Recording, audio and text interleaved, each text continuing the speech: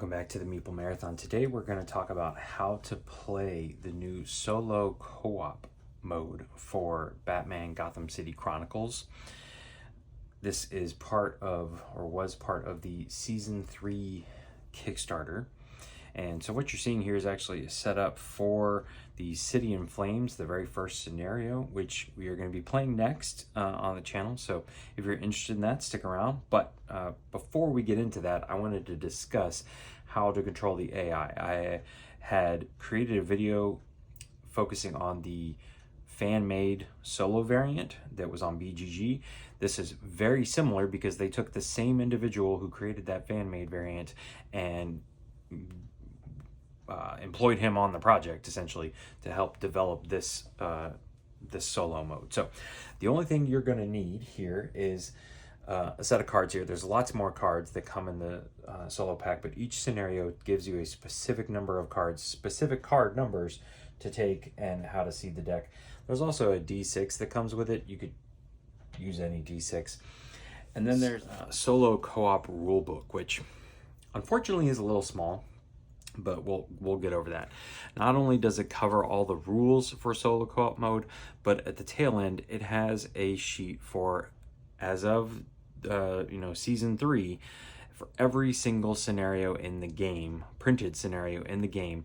It's going to tell you how the rules change, what these symbols are going to mean for that specific scenario. So if we turn to the back here, we see that we have Penguin in a pickle. So this is they're not numbered in any way, shape, or form, but it's gonna tell you a few things here. First of all, this is the deck that you're gonna pull out all the cards. So we pulled out card number 1, 8, 9, so on and so forth, and the ones in gold are the Penguin specific cards. You can see here he's 110. So that's the one that you're gonna take. You're gonna shuffle into essentially the middle of the deck. It's also going to tell you what these various symbols are going to mean when they come up on these cards, and then special mission rules for playing solo. So that's pretty straightforward there. Set this off to the side, and it also has rules here in the back for how to play Gotham City in Flames expansion. So you can play this campaign, which is technically listed as a 2 to 5 player campaign. You can technically play it solo. They're going to help you figure that out, and that's what we're going to do next. So on your turn, you're going to conduct your turn exactly the same as you would in a multiplayer game. The AI's only rules that come into effect are defensive roles, essentially. And then there are some skills that might come into effect. I'm not going to go into all the various skills and how the AI handles them. Most of them are covered in the rule book. Other ones just make sense. But for defensive purposes, if you, and for minions only, if you are simply doing 1 more damage than necessary to defeat a villain or a minion, they're going to attempt to roll for defense. So if, say, the penguin here, if a penguin only requires 1 health to defeat but has 2 automatic defense, if I roll 3 hits, that means I have done exactly enough to defeat the penguin, 2 to get past his defense and 1 to hit him and take him out. That's when the AI will re-roll. If, however, I were to get 4 hits, 4 successes on my dice roll, and I was 2 better than I needed to defeat the penguin, the AI does not bother. Minions, it doesn't even bother. The leader will always roll for defense in an attempt unless you simply miss. They're not going to bother rolling for defense in that case. But the leaders, think about, they're selfish. They're always going to try and protect themselves. All right, so your turn handles exactly the same. The only time you ever need to consider the AI for anything is if they're going to do a defensive roll. Then when it comes to the AI's turn, you're going to start off by flipping over the top card here. So here we have lots of information on this card. First of all, here's the card number. So the scenario book told me exactly to pull this card out and shuffle it in. Highest reserve is if there's a tiebreaker for closest hero that the villains are going to target, they're going to target whoever has the most cubes in their reserves, a ready to spend area. All the cards, they have various things at the top for tiebreakers. Then we have 2 columns of information here. This first one is going to tell us that this card is going to have us activate the very first tile in the river here. So we're going to do Hazmat Thugs. So I'm going to pull this one out. They will spend their 1 cube to pull that out. And now they get to activate all of the Hazmat Thugs that are on the mat. Now, they tell you to start from the top left of the map and work, typewriter writing style, left to right, top to bottom. What I prefer to do is look here and say, all right, the first action that they want the Hazmat Thugs to take is to move towards a hero, the closest hero. If there's a tie, it's going to highest reserve. They're going to move towards the closest hero and attack.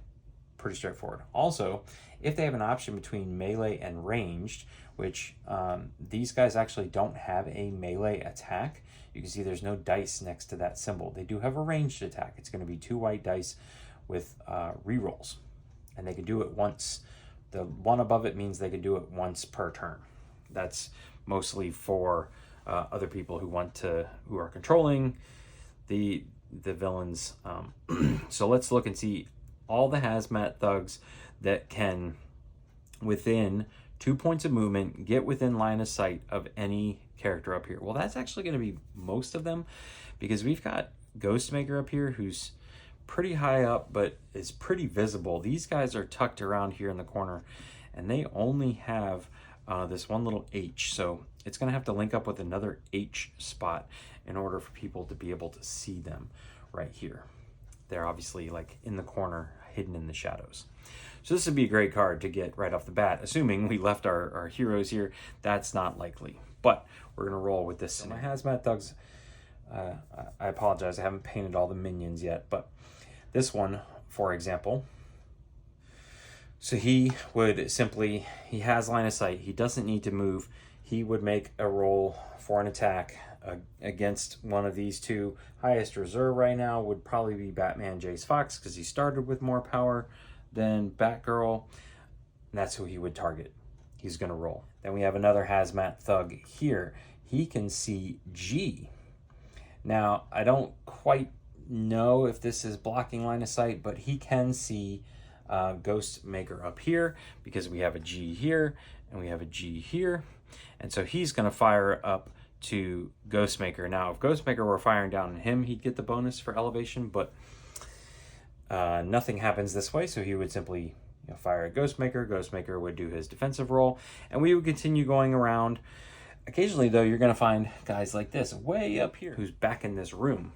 Now, 2 points of movement would either get him into this room with the Penguin, or 1, 2 into this room, which does not have line of sight out of the room and all the way into all of this space. So, since this Hazmat Thug cannot perform this action, which it wants to attack a hero, it's next going to move to advance the mission. So, in this scenario, there's actually 2 kind of mission objectives.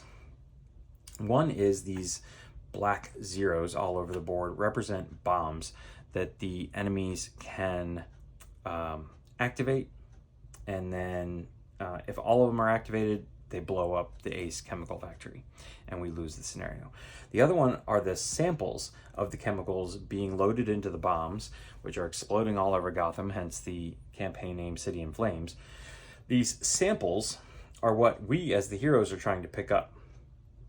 So this scenario in general says we need to pick up 5 of these orange zeros and then neutralize the Penguin. That's our objective. That's how we are successful. They want to encrypt these to make it harder for us to take them on and pick them up. So there's 2 objectives that they could go towards in advancing the objective, either encrypting or enabling the bomb. Well, in this case, this guy, he's already in a spot with a bomb.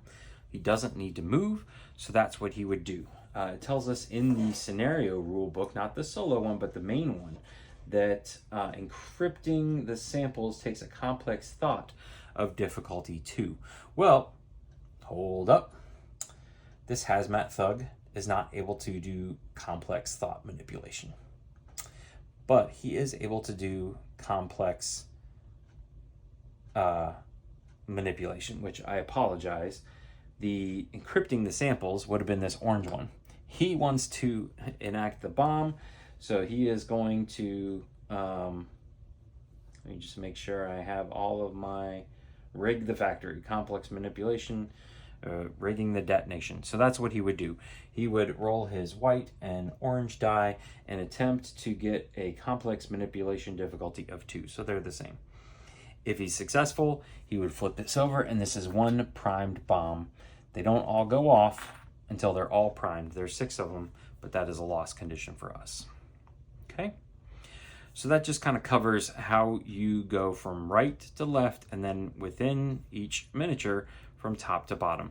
In this case, if he couldn't perform either of these first 2, he would move to defend an objective, which in this case, you're not going to defend the bombs, you're going to defend the encrypted or the samples, because the heroes cannot manipulate or change effect in any way the bombs. They're just trying to do all this and take out the people before they can do the bombs, but I cannot interact with the bombs as a hero. So this is not a hero objective, but these are. So for the defense, they're going to want to move towards a hero objective, and then if possible, they're going to attack. So this guy, he would already be defending, and he has a ranged weapon, and he could attack. Whereas, say this gentleman up here, if we got all the way down here to defense, he could move over into the defend that sample room or part of the room, but he could not attack, so he just skips that attack. At this point, we have addressed everything in the left column here. This hazmat thug would move to the end of the river. And then we're going to do number 2, which is now the guards. So we would pop them out. We would pay 2 cubes to do so. And we would go down the same thing. They're going to try to advance their objective, the villain's objective, which in this scenario is 2 different things. So it's going to go to whatever closest. Then it's going to try to defend against the hero objective, which in this case is the samples. And then finally the guards will attack. So they may actually, this guy may actually run away. He's technically right here, so he would turn around and try to encrypt this as his action instead of attacking Ghostmaker, who's right in front of him.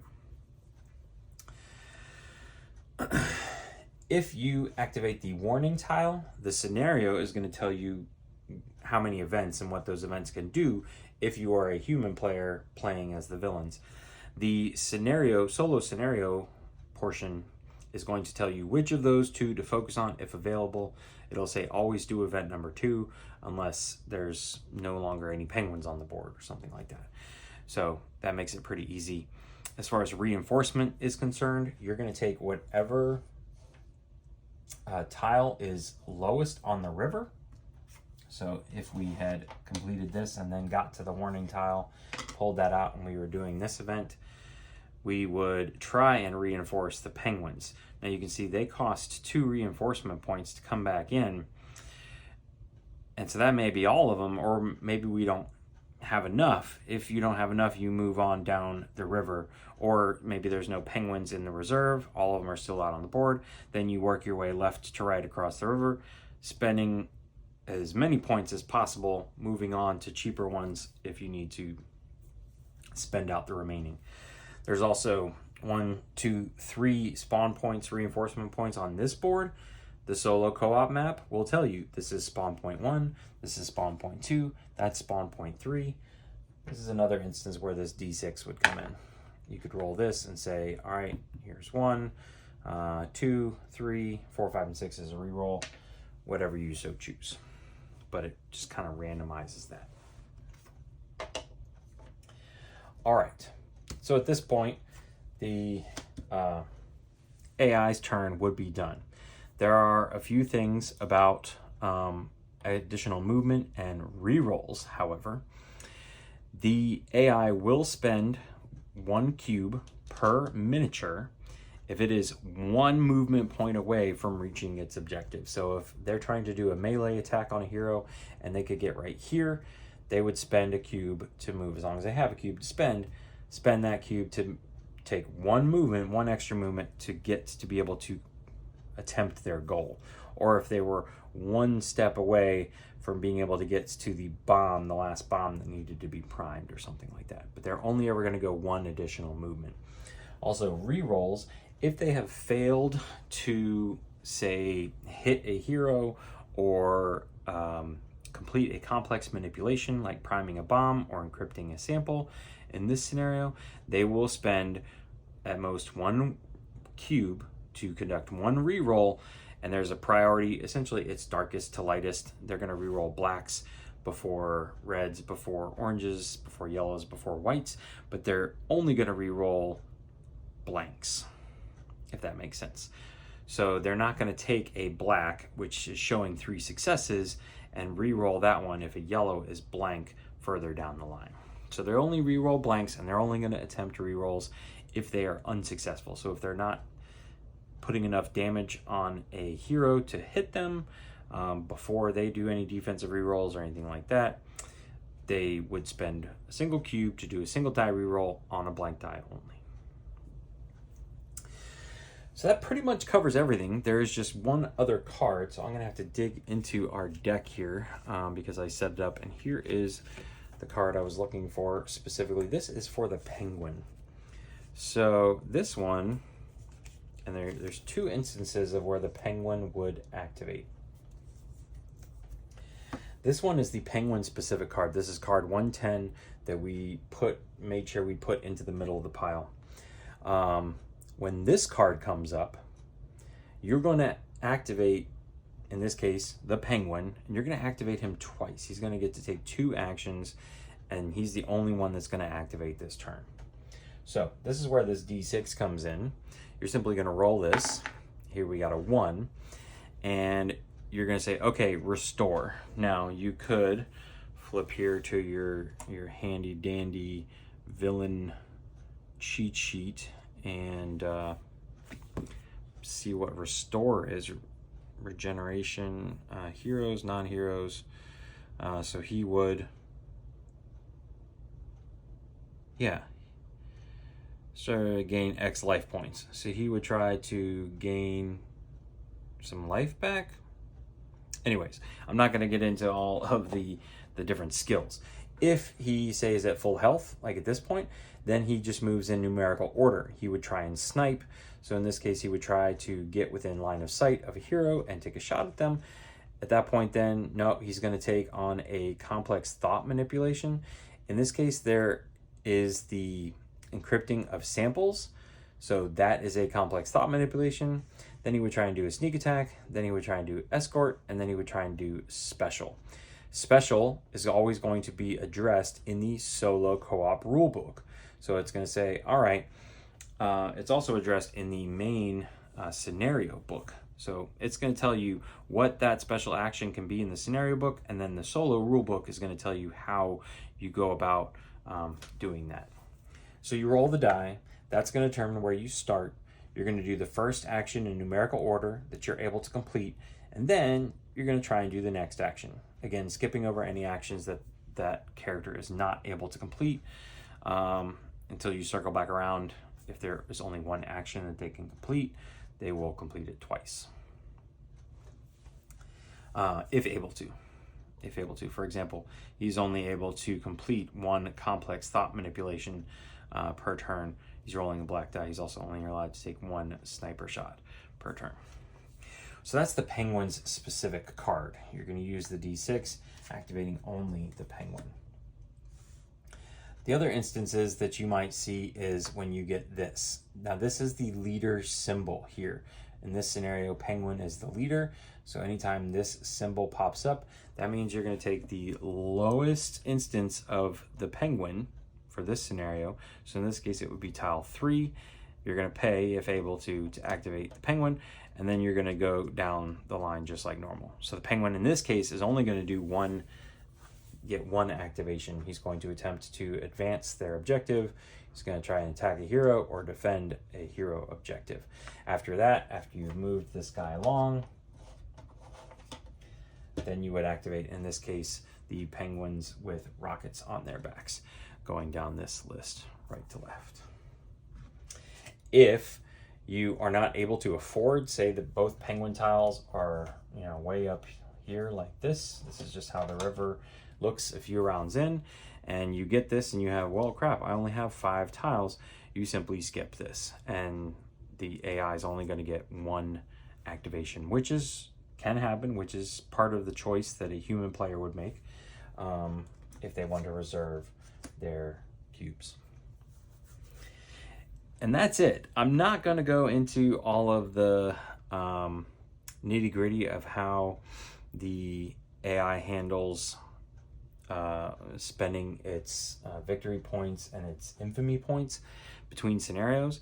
If you're interested in that, like I said, we're going to do a playthrough coming up next of this first scenario. And at the end of that, or maybe in a separate video, we'll go through the whole AI process of spending their infamy while I spend my clues and victory points and technology, I think it is, track. But for now, that is it. I talked a lot, but it really is quite simple. There is a lot of symbology in this game.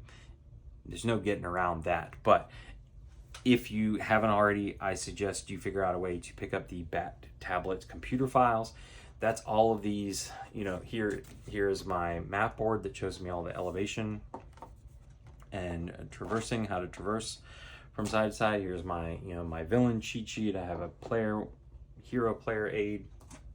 I have a cheat sheet for each single hero character. I got my skill booklet. If for some reason I can't find it on my cheat sheet, I have a booklet that's got it all broken down, tells me what page exactly to go to. So a lot of really nice stuff in that setup there. All right, that's going to do it for our video on the solo and co-op mode for Batman Gotham City Chronicles. If you enjoyed this video, please consider giving it a thumbs up. Otherwise, yeah, come on back, subscribe to the channel. Hope to see you again. Thanks for watching.